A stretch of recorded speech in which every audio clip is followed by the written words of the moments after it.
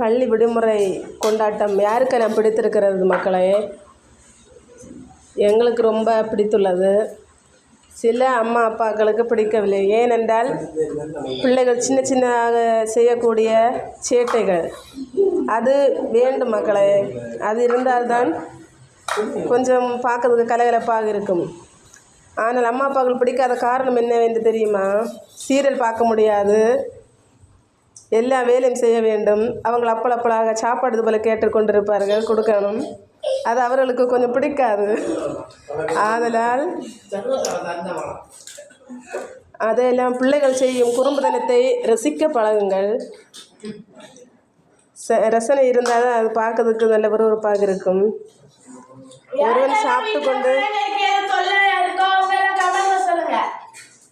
இங்கே ரொம்ப தொல்லை மக்களே.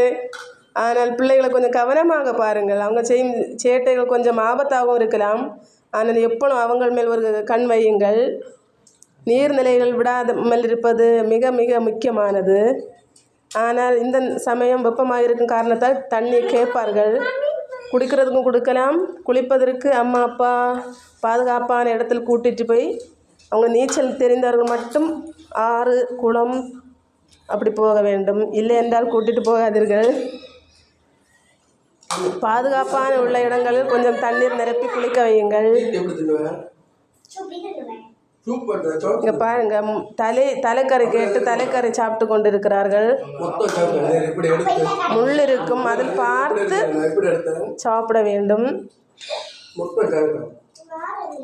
இங்கே பாருங்க, ஒருத்தன் முள்ளு மீன் வேண்டாம் என்று அடம் பிடித்து கொண்டிருக்கிறான். அவனுக்கு பர்கர் பீஸா தானே வேணும். பார்த்தீங்களா, அவன் பர்கர் பீஸா சாப்பிட மாதிரி தான் இருக்கான். இவர்கள் தலைக்கறி தான் வேணும்னு அடம் பிடித்து கேட்டார்கள். அது தலைக்கறி சாப்பிட்டு கொண்டு இருக்கிறார்கள். இவனுக்கு பர்கர் பீஸா மட்டும்தானே வேணும்.